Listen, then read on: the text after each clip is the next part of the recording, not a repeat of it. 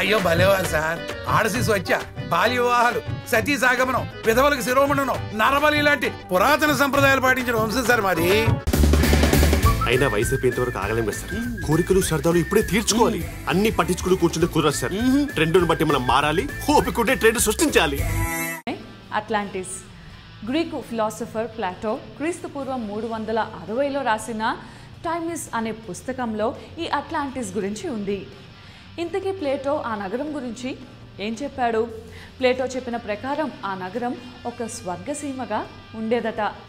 ఆ నగరానికి దేవుడిగా పొసైడాన్ను పూజించేవారని, ఆ దేవుడి గుడి నగరం మధ్యలో ఉండేదని చెప్తుంటారు. ఇక ఆ నగరంలో నీటి పారుదల సౌకర్యం కూడా చాలా చక్కగా ఉండేదని,